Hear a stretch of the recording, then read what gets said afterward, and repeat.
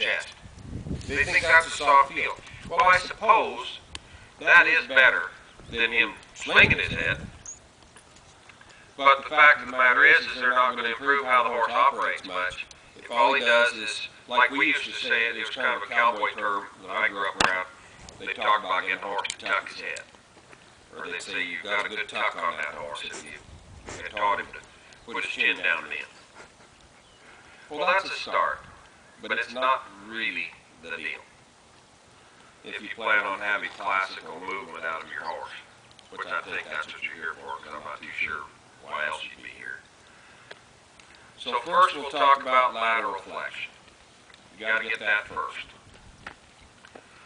You'll hear me talk about the three elements of lateral flexion. Imagine I had a string tied to the horse's foretop with a rock or something on the end of it, so there's a little weight. When you go to bend your horse's head around to the side, the three elements are this. The string should be laying exactly between both nostrils. The string should be touching him all the way down his forehead, and when it comes off the end of his nose, it ought not to have a bend in it. The third element is the pole should be slightly higher than the withers. It doesn't have to be up in your face, but slightly higher than the withers. Some of your horses will have no elevation issues, so you don't have to work on that part. Some will. Some of your horses, when you go to take their head around, will be real uneven.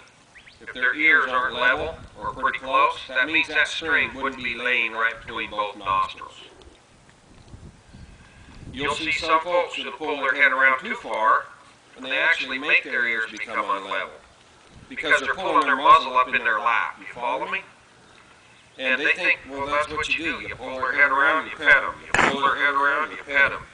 And they're just systematically destroying their horse. So what you'd like to be able to do is to be able to have that horse bend laterally and have his weight even on all 4 feet.